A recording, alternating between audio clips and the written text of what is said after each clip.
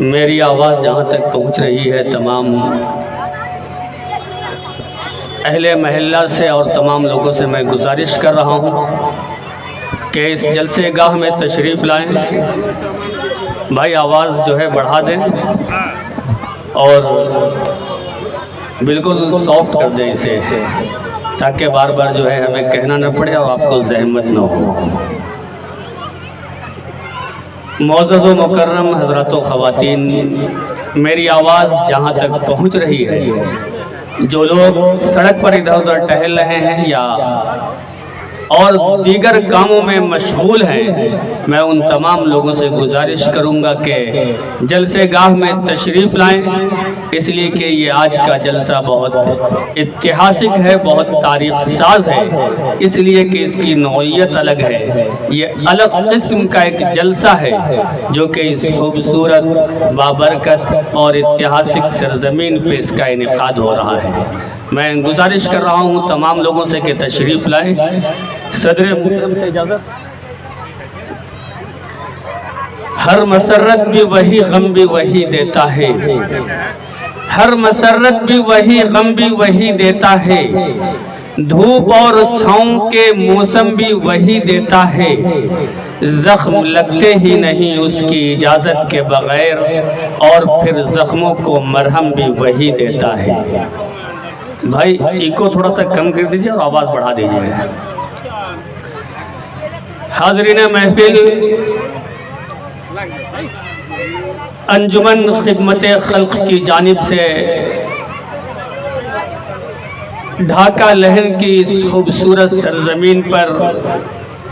یہ 5واں تقابلی پروگرام، جس کو تمام اراکین نے، تمام لوگوں نے محنت و مشقت کر کے بہت ہی کوشش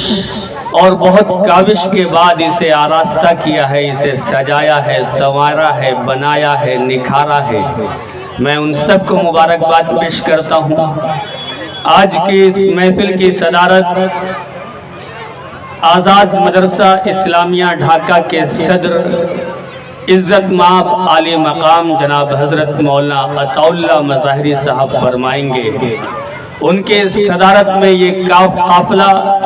ابتدا سے لے کر اپنے آخری انجام تک پہنچے گا، اور ہمیں یقین ہے کہ ہمیشہ سے کہیں زیادہ اتہاسک اور خوبصورت آج کی یہ محفل رہے گی. سرپرست کی حیثیت سے سابق محتمم مدرسہ اسلامیہ حمیدیہ رسول پور جناب حضرت مولانا حبیب اللہ صاحب ہیں، جن کا تعلق اسی سرزمین سے ہے، یعنی کہ اسی گاؤں کے وہ رہنے والے ہیں. ان کی سرپرستی میں ہمارا یہ کارواں آگے بڑھے گا، اور جناب حضرت مولانا مفتی ثناء اللہ صاحب جو کہ جامعہ دارالسلام ڈھاکہ کے محتمم ہیں، اور آپ کی شخصیت بہت متحرک ہے، بہت فعال ہے، اور یہاں مسجد کے خطیب بھی ہیں. ان کی قیادت میں یہ محفل اپنی منزل تک پہنچے گی.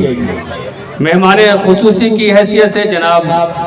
مولانا جاوید مظاہری صاحب، آپ کا تعلق بھی اسی سرزمین سے ہے، آپ کی شخصیت بھی ہمارے لیے بہت قابل قدر ہے. آپ بھی آزاد مدرسہ اسلامیہ ڈھاکہ کے محتمم ہیں. آپ کی آمد نے یقیناً ہمیں ایک وقار عطا کیا ہے اس محفل کو، اس لیے آپ کا بھی شکریہ. اور مہمان ذی وقار کی حیثیت سے حضرت مولانا طارق انور صاحب ہمارے درمیان تشریف رکھتے ہیں. کنوینر محفل، کنوینر جلسہ جناب ماسٹر حافظ کامران صاحب، جو کہ مدرسہ تعلیم البنات کے سیکریٹری ہیں. یقیناً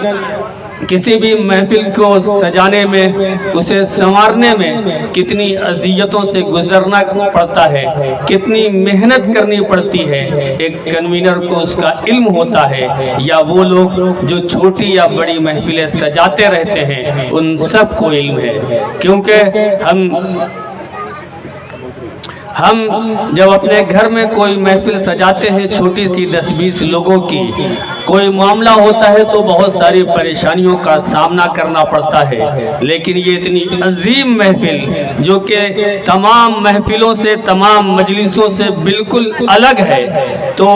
یقیناً یہ بہت قیمتی ہے۔ عام طور پر ہم لوگ جلسوں میں جاتے ہیں جہاں بہت سارے مقررین ہوتے ہیں، ان کا خطاب ہوتا ہے بہت طویل، اسے ہم سنتے ہیں، اس پر عمل کرنے کی کوشش کرتے ہیں، یا پھر نعتیہ مشاعرے ہوتے ہیں یا غزل کے مشاعرے ہوتے ہیں یا دیگر محفلیں ہوتی ہیں، سب کی نوعیت الگ ہوتی ہے، لیکن آج کی اس محفل کی نوعیت بالکل الگ ہے۔ وہ یہ ہے کہ ہمارے بڑوں نے، ہمارے سرپرستوں نے، ہمارے علماء نے، ہمارے مفکرین نے، تمام مدبرین نے، تمام دانشوروں نے، تمام گاؤں کے ذمہ داروں نے یہ تہیہ کیا، یہ کوشش کی، یہ جستجو کی۔ اس سے پہلے بھی یہ کوشش ہو چکی ہے 2007 میں، 2008 میں، 2009 میں اور 2011 میں، لیکن 11 سال کے وقفے کے بعد، ایک لمبے وقفے کے بعد پھر اس محفل کو سجائی جا رہی ہے۔ اس کا مطلب یہ ہے یہاں کے لوگ زندہ دل ہیں،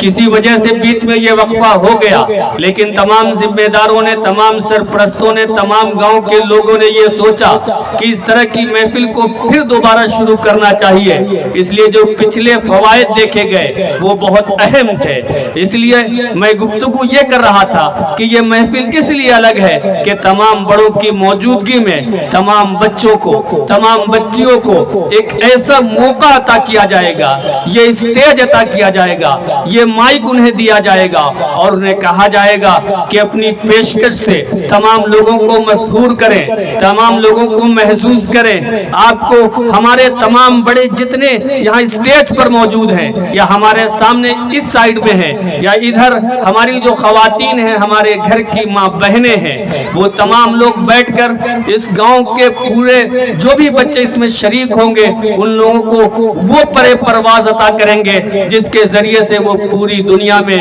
چمکیں گے، دمکیں گے، مہکیں گے اور پوری دنیا میں علمی، ادبی، شعری، تہذیبی طور پر وہ سفر کریں گے اور اس سرزمین کا نام روشن کریں گے۔ عام طور پر یہ ہوتا ہے کہ چراغ کے نیچے اندھیرا ہوتا ہے، لیکن ڈھاکہ والوں نے اس محفل کو سجا کر اپنے چھوٹے بچوں کو موقع عطا کر کے یہ بتایا ہے کہ ہم اپنا پروڈکٹ تیار کریں گے، اپنے ننھے منھے معصوم بچوں کو جن کا ذہن، جن کا پورا وجود ایک موم سا ہوتا ہے، ایک مٹی سا ہوتا ہے، اسے ہم ایسا بنائیں گے، ایسا تراشیں گے کہ وہ ایسی صورت اور ایسی مورت بن جائے گی کہ اسے دیکھ کر لوگ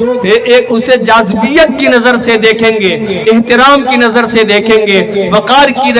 نگاہ سے دیکھیں گے۔ یہی بچے، یہی پھول جب بڑے ہوں گے تو ان کی خوشبو سے پوری دنیا مہکے گی، اس کا ہمیں یقین ہے۔